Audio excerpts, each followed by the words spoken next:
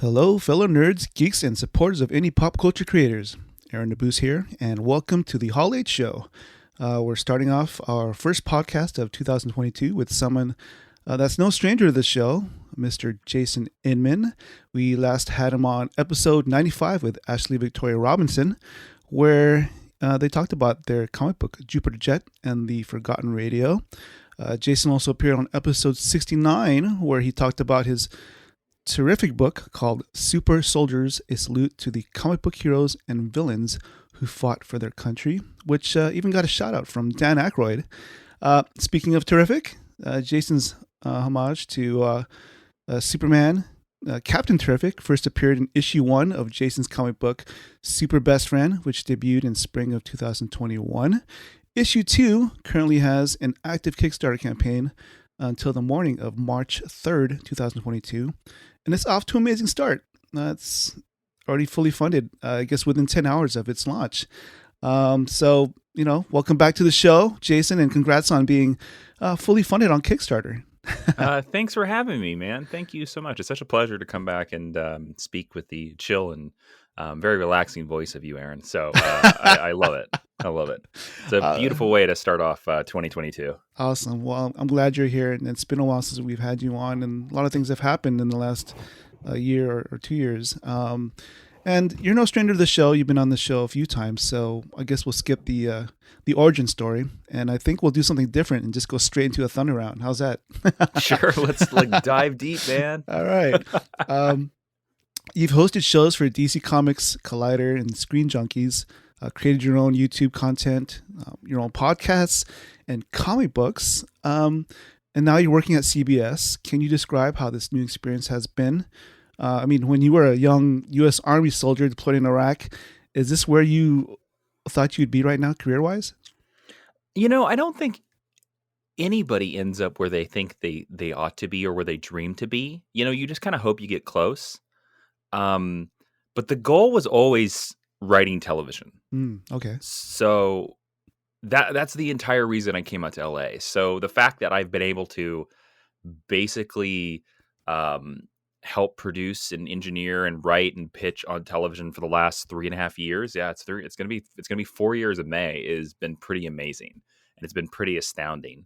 And because the thing that always excited me about writing is the collaboration and the idea of the writer's room. That's why I always focused on television, because the idea of the writer's room where you just sit in there basically with fellow nerds, because nerds is a loose, nebulous term, right? It doesn't just have to be about comic books or it could be about movies or Westerns or poetry or music. And it's just a bunch of other fellow nerds, because you wouldn't be writing for television unless you were a nerd about television.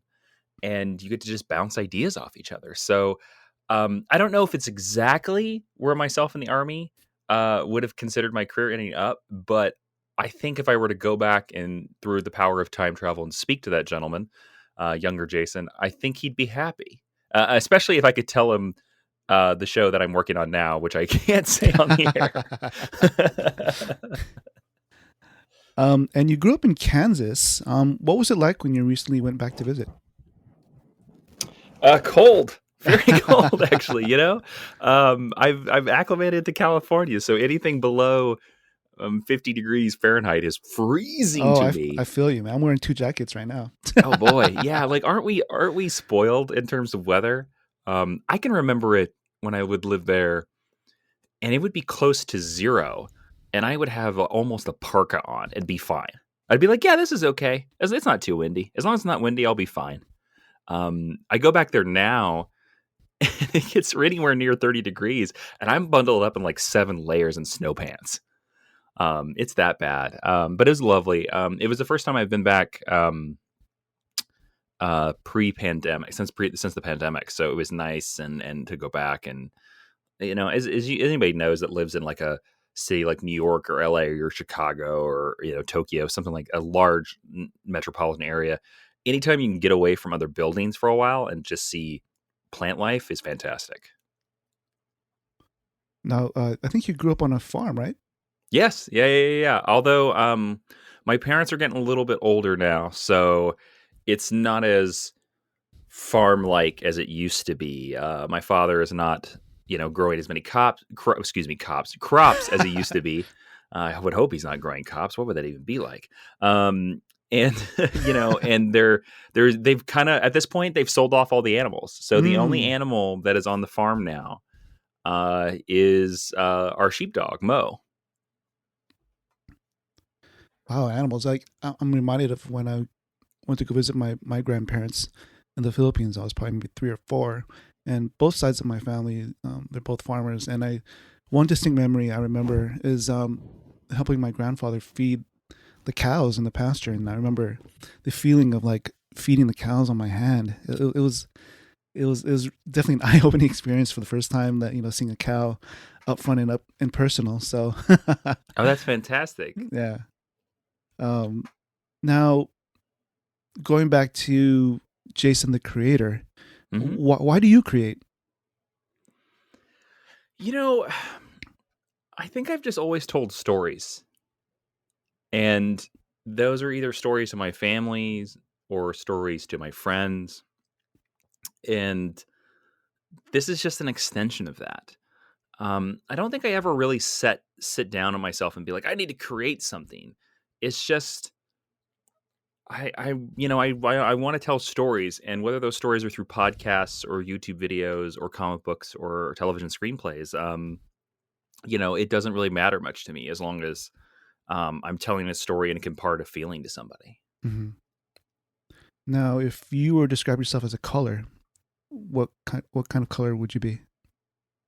Well, my favorite color is red, but I think that's too turbulent for me. I kind of think I'm blue Mm. because I tend to be very chill or very sad. I think in some respects, I think blues could be pretty vibrant in their own right. Well, there you go, like in sunset and stuff like that. I know, like a lot of people would be like, "Well, I've never heard you be sad before, Jason," and I'm like, "Well, yeah, but you're not sitting with me in my living room, so you know." And I also think all artists, all creatives have a little bit of sadness to them because I Mm. think the sadness is the reason why you are so desperate for your idea or your thing or your painting to be seen by others. I think part of that sadness could also be maybe how you're empathetic toward other people. That's fair. That's fair. Mm. Um, I didn't mean for this to turn into a psychological session. Now let's go deep. Let's go back to the cows and your grandfather.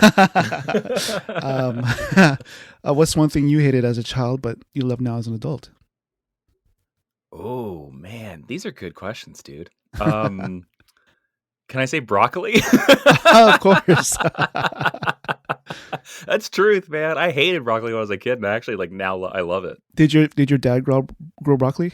No. We never grew broccoli. We grew wheat and milo and corn and fescue, sunflowers. We grew a lot of sunflowers. Well, I've never heard of Milo and fescue. What is that?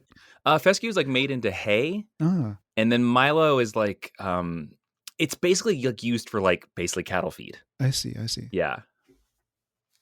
Um, but what do you love now as an adult?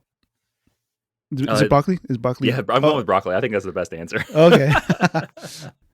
um, Gosh, like it's funny you mentioned broccoli because I think I've always liked broccoli, but I think it's Brussels sprouts that I've had a love hate relationship.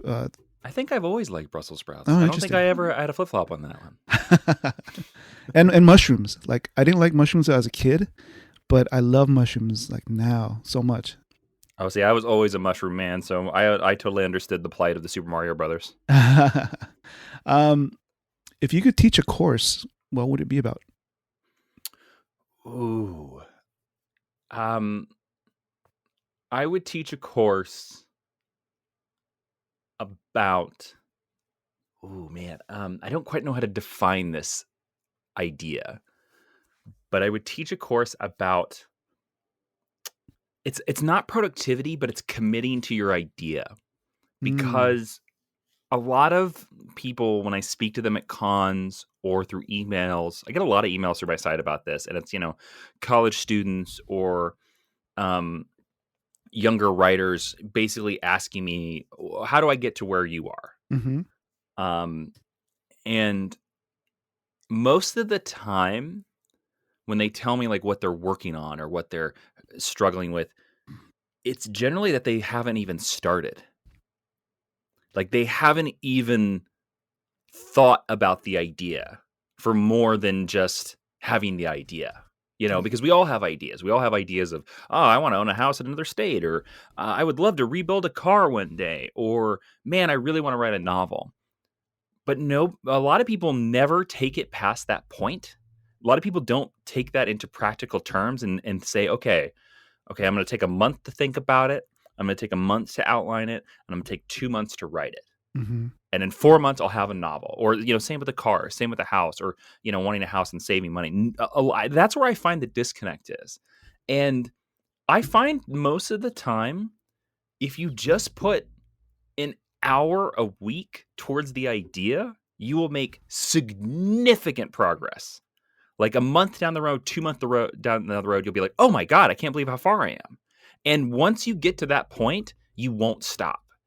So I guess I would, actualizing themselves or taking the first step in sort of a creative endeavor and moving their life forward, and whatever step that is. That's the course I would love. I guess motivation. I guess that's what it is. It's motivation. See, I found it by the end of the answer. Well, actualization is like, was that Maslow's hierarchy of needs? Yeah. There you go. um, See, there you go. That's why you should take the course from me, everybody, because just like every other teacher you've had in your life, I will finally tell you what the lesson is about in the last 5 minutes. yeah, I think you do have a good point about, applying a practical, usage of and seeing how they're actually thinking about how it's going to affect their real lives, because like you said, they haven't started, and once they actually get started, they realize how hard it is. And do they actually have the, like you said, motivation to actually see it through? I will tell you, fellow story, that one of the times when I was seeking advice, I asked a professional comic book writer, and I won't say his name just because I don't want to embarrass him. But I kind of asked. He's very prolific, and he writes a lot. Uh-huh. And he has a lot of series. And I sent him an email basically asking him how he did it, because that's always my problem. I have a hard time. My biggest weakness is juggling multiple projects. Mm-hmm. And this writer is really good at that. So I reached out to him and I said, well, how do you always have 8 to 9 books come out a year? How do you do this? And he basically said that he doesn't perfect any of them. He was like, I just get them to whatever I think 75% is, and then I send them off and just rip it out of my hands. Because he's like, I could work the last 25%. He's like, but that last 25%, he's like, I might spend 2 years on that 25%. Yeah. And he's like, and I know myself, and I know that I will. And he talked about that with pitches. He's like, the reason why I get so many books is because he's like, I just get a pitch good enough, and then I email it. And if they say no, I move on to the next pitch. And I was like, oh, that's kind of freeing, that it doesn't have to be perfect. Just get it to where you think it's good enough that you won't be embarrassed by another person seeing it, and then just send it off, because it doesn't need to be perfect. It's more important that it exists than it's perfect. Mm-hmm. And that's kind of powerful. It is. Wow, that's food for thought, definitely. Speaking of food, I want to go back to the broccoli thing.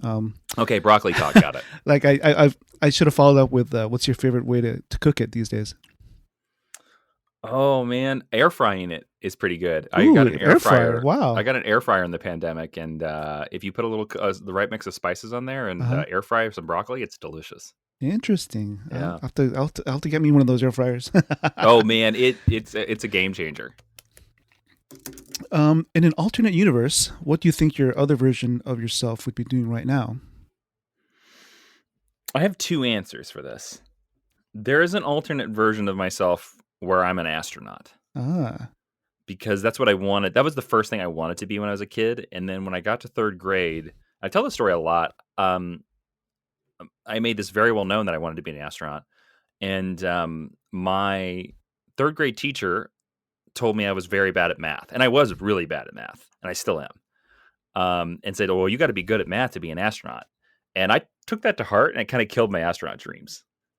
So there's another version of me that didn't take it to heart and said like, screw you, I'm going to be the best at math ever, and doubled down because I'm pretty certain I would have been an astronaut. Okay. The other version of me is in an alternate universe is I know I'm a teacher somewhere. Uh-huh. And the reason why is because there's been a couple points in my life where I started the process down that road, and then an opportunity came along, and I stopped that process. Gotcha. And I always have the romantic ideal right now where I'm like, I think I might retire a teacher, because I want to give back, and I like, and I teach a podcast called Geek History Lesson because like I love imparting knowledge. Like everything I try to do, I try to impart knowledge, and that's teaching. So I guarantee you there's an alternate universe of me where I'm like a professor at a college somewhere. Oh, nice. I might have to go back to college if that ever happens. Please do.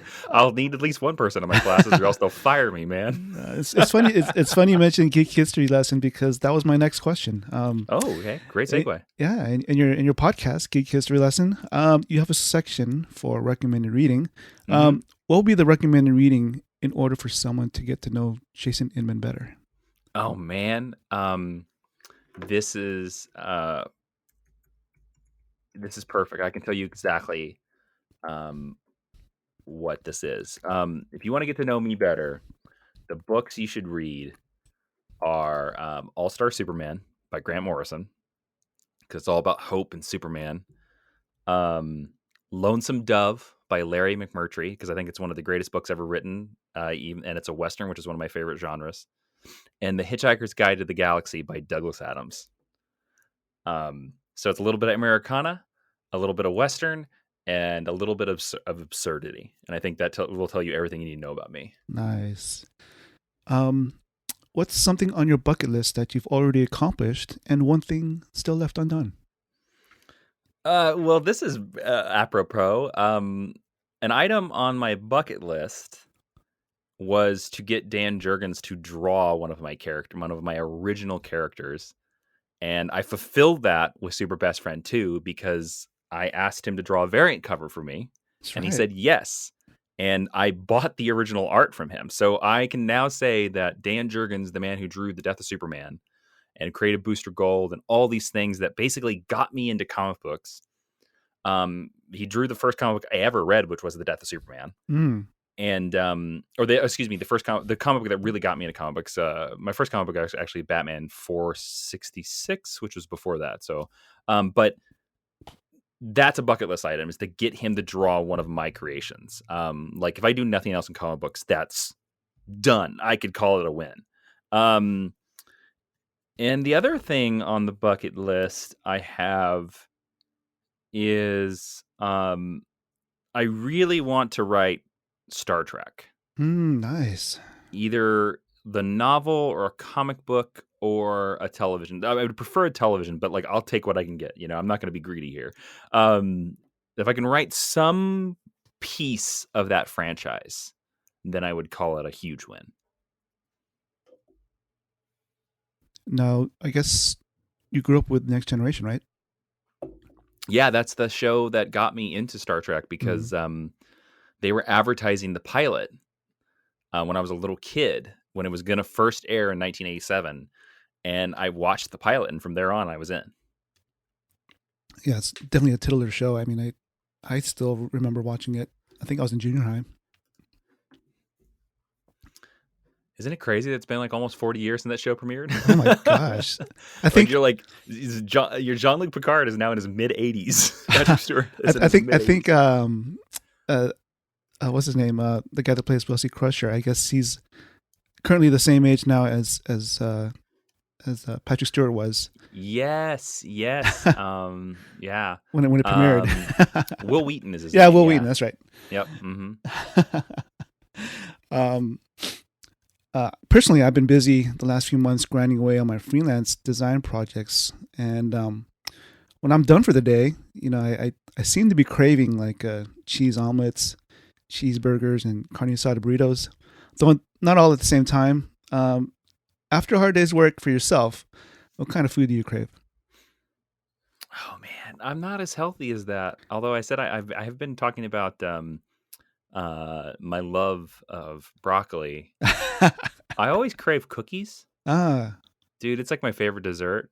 I know it's unhealthy as hell, so I'm going with cookies. any cookies in particular? Oh man, I'm so vanilla. It goes chocolate chip straight up the gate. You can't beat the original. I love chocolate chip cookies with vanilla ice cream. Yeah. I mean, there you go. That's um, there's a reason why they're like the standards, right? Or at least in America, there's the reason why they're the standards. You mentioned chocolate chip cookies, and I'm reminded of a coworker um, from a long time ago, and he would bring in, I think, cookies from McDonald's or something like that, and they're really good, like chocolate chip cookies. Really? Yeah, Huh. I don't know. It's kind of just popped in my head. Yeah. uh, one look at your Twitter feed shows that you not only promote your own projects, but you also happily promote other creators' projects as well. Why do you feel it's important to do so? It's very simple. It's a rising tide raises all ships. Mm-hmm. I believe in that. And I I know like a lot of younger creators would jibe against this because I was the same way. Um it's hard not to be jealous and it's hard not to, you know, be super envious of other writers' projects, but you're not in competition as a creator with other creators. You're only in a competition with yourself. Mm.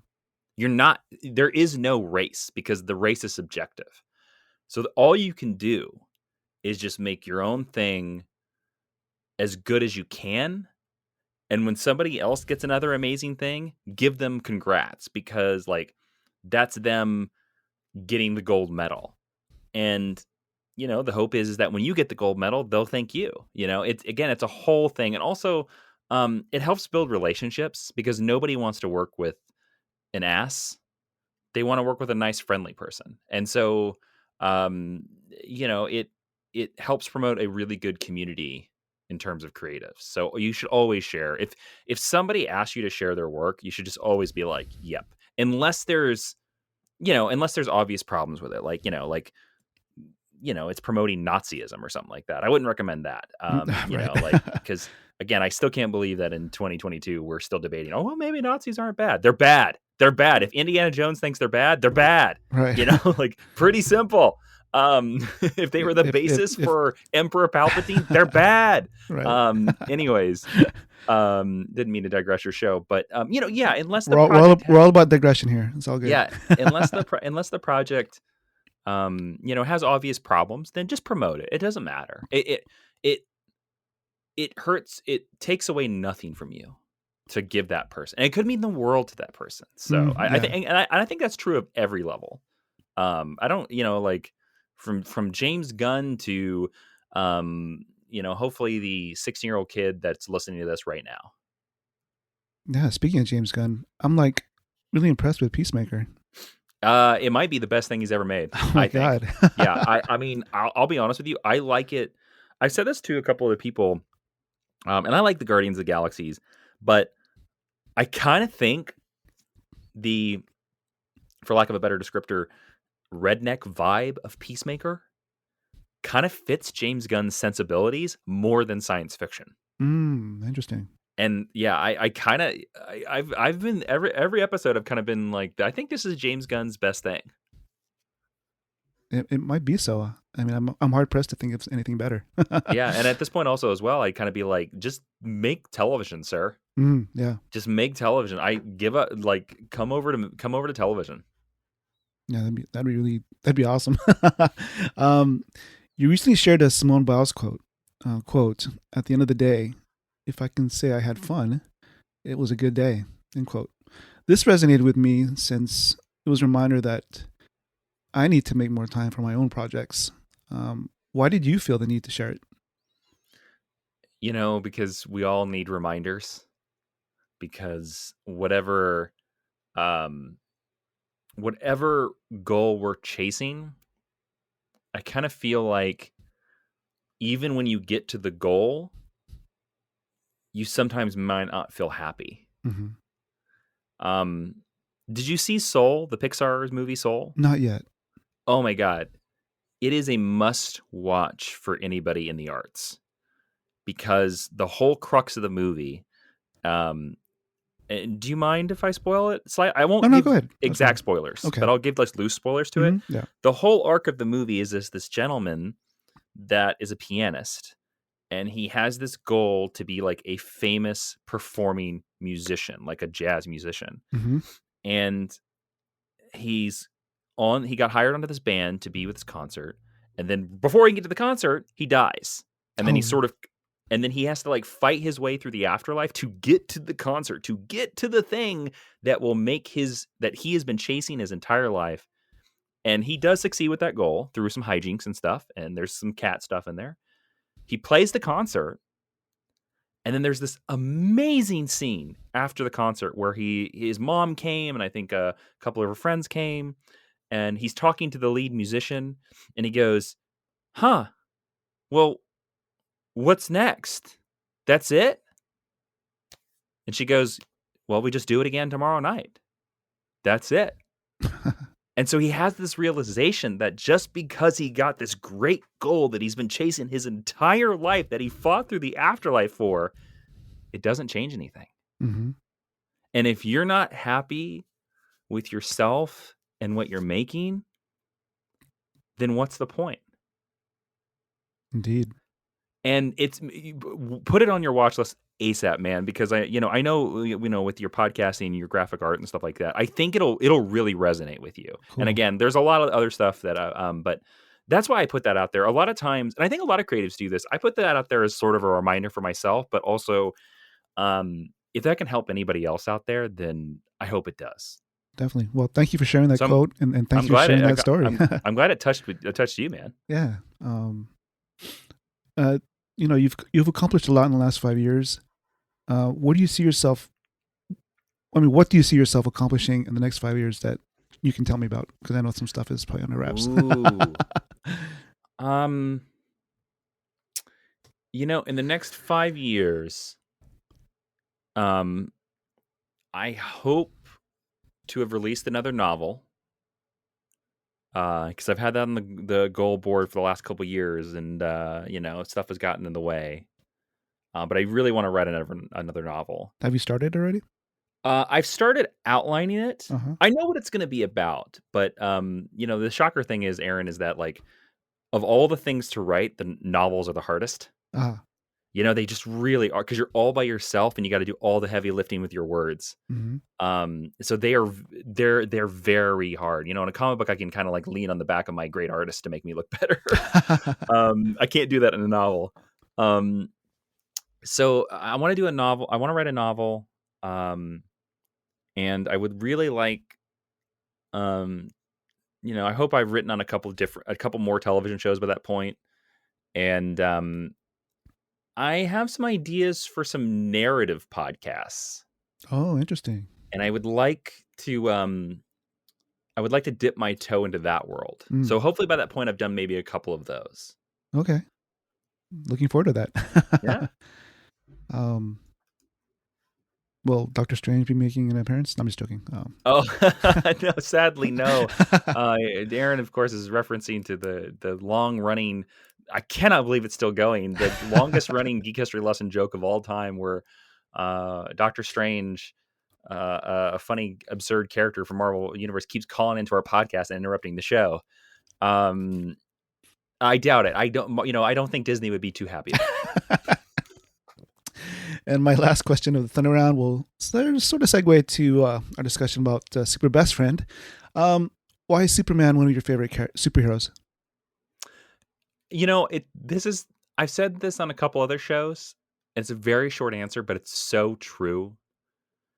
Superman taught me my morals when I was a kid. When I always wondered what to do, I looked at Superman. And I can't think of a better answer for why he's my favorite character. Like I think he's literally one of the most honorable characters in all of history. Definitely. Um, yeah, his symbol literally stands for hope. So, Yeah, yeah. um, It's like it was a birthright. Wink, wink, wink. exactly. All right, let's talk about Super Best Friend. Sure. It looks like you created Captain Terrific in high school. How much different is he now than from his first iteration? Oh, he's quite a bit different. When I created him in high school, he was a character in a one-act play that I wrote. And in the one-act play that I wrote, he was very boisterous and he was kind of an ass. Because the whole idea of the play was it was a sidekick kind of bitching about his superhero. Mm, And it was called Superheroics 101. okay. Um, and when we were doing the If anthology, I believe in 2015 for superheroes, I was doing this story I co-wrote with Ashley Victoria Robinson, and we needed a superhero. And he kind of popped back into my head, and I was like, "Oh, I got this guy. I don't even have to develop him. He's already there." And so, I just made him more like Superman a little bit. I, because for the medium, I wasn't making fun of superheroes. I was, just telling a superhero story about love, and so I had to like make him a more of a legitimate superhero. And then,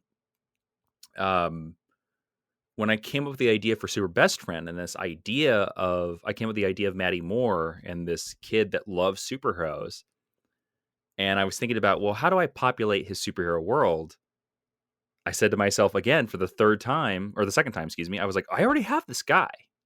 He's already sitting here. And I could literally just plop him into this world. So I kind of like that Captain Terrific sort of has this ongoing narrative in multiple mediums.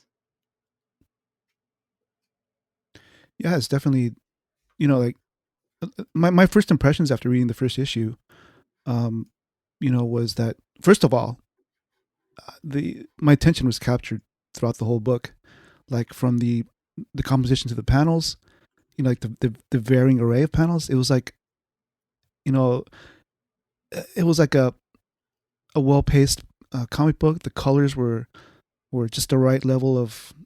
It's hard to explain. It's like it's vibrant yet desaturated, to where it's pleasing to the eye. So I could read it for a long time. But going back to the panels, it's like there's such a varying array of panels that my attention was kept all the time. And going back to how Captain Terrific is really familiar. At the end of the book, I felt it was sort of a worthy homage to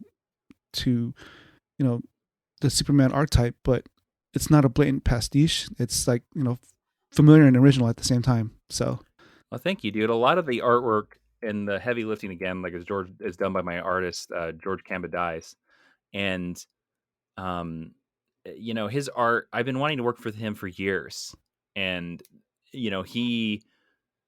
he's basically the responsible for the reason a big creation of Super Best Friend, because that's why I always say to creatives, follow the artist you love, because he put on Twitter that 3 or 4 years ago that he was free, and he was like, "Hey, I need something to work on." And I immediately emailed him and said, "I got this thing called Super Best Friend. Would you be game?" And he was like, "I'm totally game." So it was initially started 3 or 4 years ago then. Yes, actually, like it's funny. Super Best Friend originally was a Patreon only comic book that I released in 2019. And I had done the first 22 issues that are the same 22 issues that are on the Kickstarter. And when I got into 2020 and the pandemic hit, I kind of said to myself, well, what if I kept going with this, and what if I Kickstarted it? And I've kind of left every step of the way to be like, well, I'm only going to do the next step if the audience goes for it. So, to do more of Super Best Friend, I did the first Kickstarter, and hey, they liked it. So I was like, cool, okay, I'll write the second issue. So I wrote the second issue, and then now that one is out now, and it funded in less than 10 hours. So I was like, well, I guess I'm doing the third issue now too. Great. Right. So yeah, and it says that I guess it's like, issue 2 of 3 is so after 3 that's it. After 3, that's it. Yeah, Uh, I mean, I won't say that it's gonna be the end of that universe. I don't know, because I've planned, like, there are all these other characters, these other superhero characters that I built their backstories out to where they all could go on to their own titles, and it would all be different styles and different genres. Um, because I really like all Silver Age books. When you read Super Best Friend, I really wanted to come into this book and say, hey, like, there feels like there's a deeper world here that's been going on for like 40 years that I've just never seen. mm-hmm. And that's why these are all these references to other adventures, and other things and other stories. But I don't know. This probably will be the last. This will definitely be the last story for Maddie Moore. Mm. I don't know if it'll be the last story about Captain Terrific, but I will say this: after this story, if there's another story with Captain Terrific, it will have to be a prequel. And that's all I'll say. There you go. You mentioned George Commodius earlier. Do you want to go ahead and talk about the rest of the creative team? Yeah. So George is fantastic. And he's blown up because he's doing Boom Studios Buckhead now, and he's going to draw a John Carter book as well. On letters, I have Taylor Esposito, who's lettered every book I've ever done. It was great. And Brittany Matter is the editor. She was the editor on the first issue as well. And as I mentioned earlier, superstar legend Dan Jurgens doing a variant cover for us, which is astounding. Carlos Mangual designed the logo. He did a fantastic job. And then I have a variant cover from Comic Girl on Twitter, Sarah Louver, who I had a dialogue cover with on issue 1. So like there is, you can get both of her covers because I love her style and her energy. And I'm going to definitely get her to do a variant cover for issue 3 as well. So there's a trilogy of her Super Best Friend covers. Mm-hmm. Now there's also an option for people to get drawn into the comic book also, right? Yes. There's a couple ways. So I love doing this. Like I say this all the time, like a lot of Super Best Friend is about fun and putting fun into the book. And one of the ways that I think is fun is I love to draw Kickstarter backers into the book. So I believe, I don't know, it might be at the time of this recording, there's only one left. Oh, wow. So it's very exclusive. So George Commodius will draw you into the book as a character. So you can cameo in a comic book. And if those are gone, another cool thing is that in Super Best Friend, there's lots of scenes where you get to see the live stream, and there are chat boxes that pop up. Uh-huh. So that's another cameo, is that you can get a tier that I will put your name or whatever name you want. If you want to put your Twitter username over your regular name, that's fine. And you can be the people that are like insulting Maddie or the supervillains or Captain Terrific in the book. Right. At present time, it does look like there's only one more spot left. So yeah. There you go. Hop on it, everybody. Oh, speaking of fun, how fun was it that you got to include an electric character into the newest issue? So very fun, because I've always said for years that if I ever got the chance to write Superman, I would figure out, I have a storyline to bring Superman Red and Superman Blue back, the electric Supermans. Mm-hmm. And I love that character so much because the chance and the cojones it took to like commit to that idea in the 1990s, I think is astounding. Whether they were successful or not is indifferent. The fact that they took that swing is ecstatic and amazing. Mm-hmm. So instead of waiting for that, I was like, you know what? I'm just going to make Captain Terrific electric. Here we go. And it's not, I will say, listeners, you might, if you don't know who Captain Terrific is, he's very Superman analog. I will say there's a very specific and short character reason why he turns into this character. And I've said it in a lot of ways. It's not, it's sort of a doppelganger. So he's not going to turn into an electric character for the rest of the story, is what I'm saying, basically. Right. Mm-hmm. It's fine. It's fine. Right, he's still Superman analog. It's okay. It's okay. Now, for those of our audience that are unfamiliar with Super Best Friend, could you sort of help them get up to speed, also without giving away too much of issue 2? So yeah, and I just want to say to everybody listening, you can pick up the first issue digitally and in print on the campaign, so don't worry about missing out. But also, I wrote this very Silver Agey, so you can jump right in. There is a little like in the last issue, Matty Moore, like I have like one of those Silver Age splash pages. But Matty Moore is the best friend of the world's most popular superhero, Captain Terrific, and he live streams all the superheroes and all the supervillains of his world onto a channel called Super Best Friend, hence the title.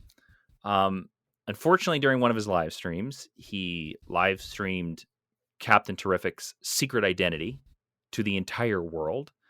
And issue 2 is about him entering this Silver Age world of heroes and villains to put his best friend's identity back in the box, but also to repair his friendship.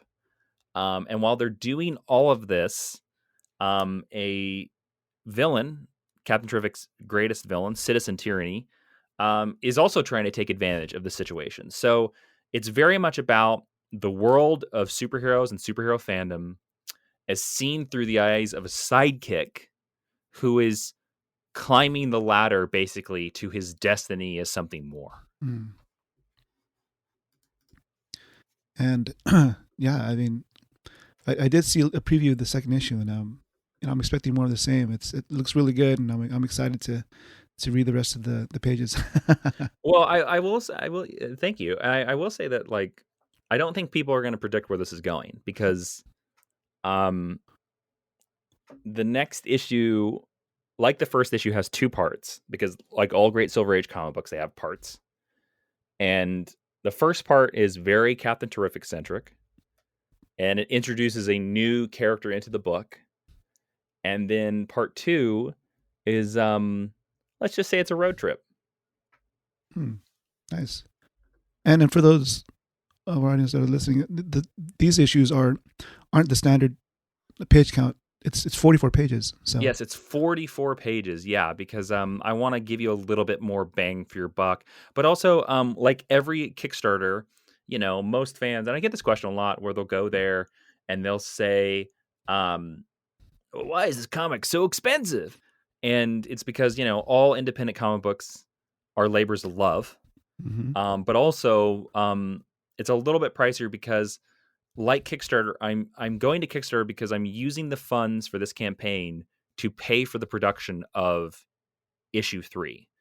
Issue 2 is almost completely done. George actually only has to draw the last 4 pages. He's drawing them as we speak. And so by the time the Kickstarter campaign ends, the book is done. So that's the only reason why I'll be able to ship it this year. So yeah, so come over, check it out, and like again, it's all promoting future art. So with that in mind, are you saying that issue 1 was self-funded by yourself? Basically, yeah. It was all out of my pocket. Got it. Yeah. Okay. Yeah. All right. That's probably usually the case for most Kickstarter campaigns, right? I would say for most Kickstarter campaigns, yes, and also for most independent comic books. You have to realize that too. Image, Dark Horse, all the independent comic books that are not Marvel and DC are basically, at least for the first couple issues, self-funded completely by usually the writer. Because as the writer, and a lot of people don't realize this, independent comic books, you have every other job that's on a comic book that's not writing almost takes it's a full-time job. To draw that book, to letter that book, to edit that book. So you have to pay 3 other people basically a living wage. And that's very expensive. Yeah. How difficult was it to get Dan Jurgens to draw Variant for you? I want to say that it was a epic and difficult struggle through the streets of Metropolis and over several skyrises, but no, it was quite simple because I sent him a very lovely. I've got to know Dan pretty well through conventions and a couple interviews that I've done with him. Oh, nice. Yeah. And he's a very friendly gentleman, and he's very lovely, and we've stayed in touch here and there. And so it was not too difficult. I basically just had to ask him and find out when he had room in his schedule. Mm-hmm. And he did not really fight me, and at no point did he be like, "Nah, that's a ridiculous idea. I'm not going to touch that book." No, he was pretty much like, "Well, just I can probably fit it in here if that's okay with you." Nice. It's sort of akin to the podcasting world. I get a lot of questions, from people. They ask, how can I get a certain guest to come on my show? And it's not like you sort of have to get to know them first. It's Mm-hmm.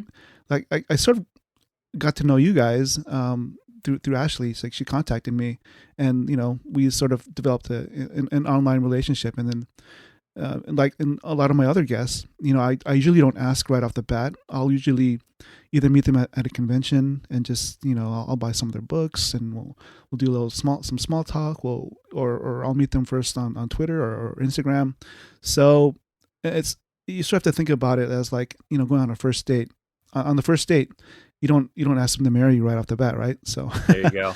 you know, Or you don't ask whoever you're dating to be like, "Let's adopt a kid." right, Right out the gate in date one. No, no, no, no, no. yeah, You wait a bit. You yeah, wait a bit. Although I will say at the same time, I think podcasting is just a little bit different because, like, generally, like, we all understand. I think podcasts have been around long enough now that when a podcast guest is coming on, you're promoting yourself because like that's the best advertisement for your wares or whatever project you're creating, yeah, and I find people are more amenable to coming on podcast blind. But yes, yeah, you can't really you can't really blind email Alex Ross and say, "Hey, will you do a cover for my Kickstarter comic book?" If you've never met him before, he'll probably like not even answer you. I know. But you probably could email Alex Ross and ask him to come on your podcast, and if he had time in his schedule, he might say yes. Right. um, when is issue 3 scheduled to come out? I don't know that answer currently because I really wanted to get Super Best Friend issue 2 out Uh-huh. or start the campaign last year. And because of pandemic related shipping issues, I try never to run a Kickstarter until the first Kickstarter is completely fulfilled. Because I think it's important. We've all been there.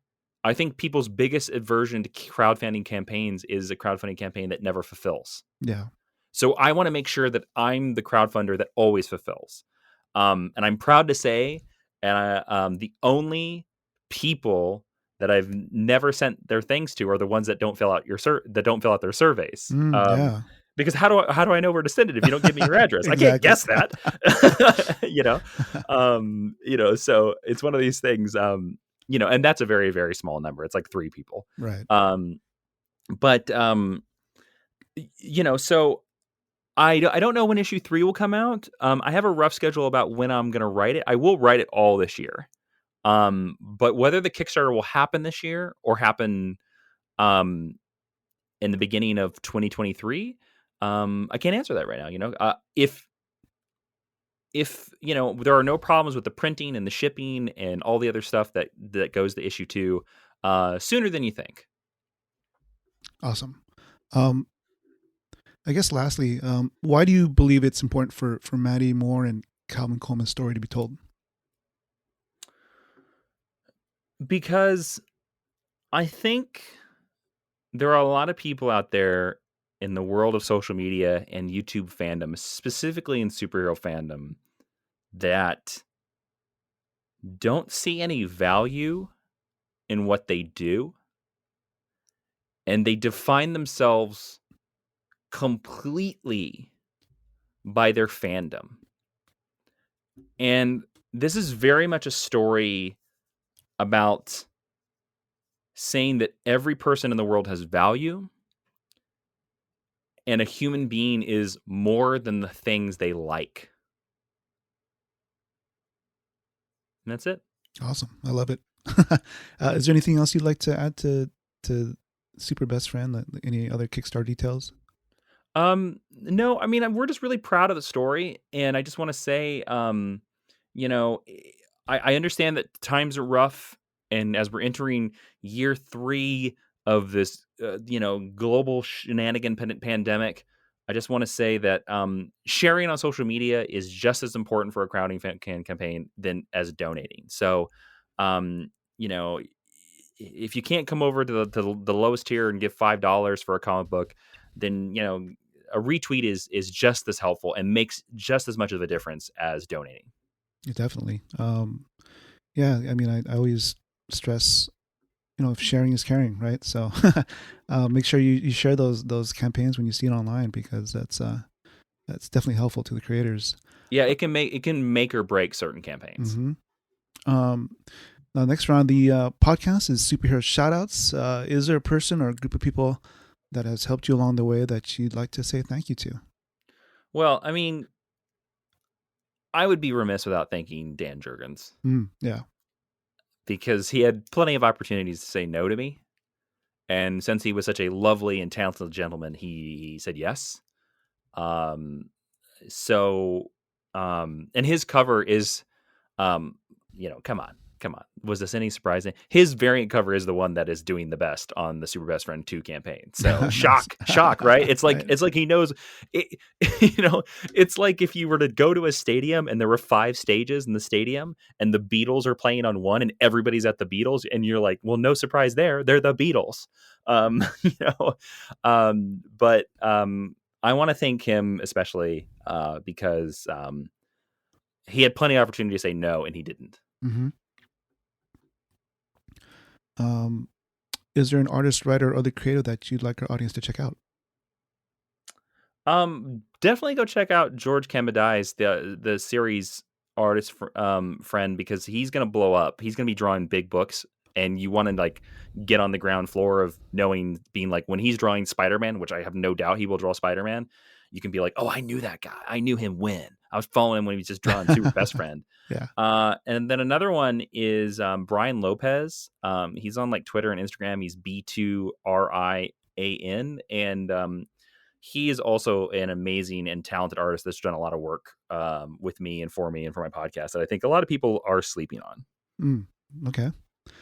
Speaking about podcasts, I guess, usually I ask if there's anything else we missed. And in this section, we usually talk about any other projects that you'd like to promote, what other projects that you're involved with that you'd like our audience to know about. Speaking about your podcast, I just want to personally say congratulations on recently passing the 400 episode milestone for Geek History Lesson. I'm a fan and I love your podcast, so congratulations, man. Oh, thank you, dude. Thank you so much. That means a lot. I mean, there was a time when we didn't think we were going to get past 200 episodes, so it's still astounding to me that we're at 400. Well, it's been about 8 years, right? Is that how long it's been? Yeah, it's been 8 years. It was 2014 when we started, February of 2014. Wow. Yeah. Is there anything about the podcast you want to promote? Just if you've enjoyed anything I've said and you're looking for a fun, deep dive into pop culture characters, mainly superhero characters, in less than an hour. We have a lot of fun in Geek History Lesson. A lot of fun characters show up. I would say it's like comedy Bang Bang mixed with Wikipedia. Like, you're going to learn a lot, but it's going to be pretty goofy and fun at the same time. And we got a Moon Knight episode coming up. We're going to be doing a lot of Doctor Strange episodes and a lot of Thor. It's going to be a very Marvel year for Geek History Lesson this year, with Thor and Spider-Verse and Doctor Strange. Yeah. Speaking about Marvel, I guess we got to give a shout out to David Pepose. I mean, he's going to be writing for Savage Avengers. That's awesome. Yeah, it's incredible. Now, before we close out the show, I usually like to ask, some closing pieces of advice. You sort of touched on it a little bit earlier, but as a writer and creator, are there any pieces of advice besides, writing for an hour a day or being consistent in that regard that you can give to somebody? I actually heard this piece of advice from Jacob Kruger, who's a screenwriter, but I think it works very well, is that in the modern world, I could even understand how writing an hour a day might not be possible. And I would say set a timer, and write for 7 minutes. And if that 7 minutes is all you do that day, then guess what? You wrote and you're a writer, and that's enough. Nice. And where are the best places to reach you online? You can find me everywhere online at Jawin, that's Jawiin, or at my website, jasoninman.com. Cool. Jason, it's been an honor to have you back on the show, and I look forward to our next chat. Dude, me too. Thank you so much for having me back. All right. Thank you for listening to the Hall H Show podcast, and thanks to our guest, Jason Inman, for coming back on the show to tell us about the second issue of his comic book, Super Best Friend. Don't forget to check out the Kickstarter for this issue, which ends on March 3rd, 2022. Even just sharing the campaign on social media helps a lot, so please do so. We love putting the spotlight on independent pop culture creatives. If you have a suggestion for a potential guest, please let us know. And you can find this podcast on all the major podcasting platforms or our website, hallh.com. If you believe in our mission to be the voice of independent creators, we appreciate a rating, hopefully 5 stars, any comment on Apple Podcasts. Now, please spread the word on social media using the hashtag HallHShow. Peace, cheers, and stay safe out there.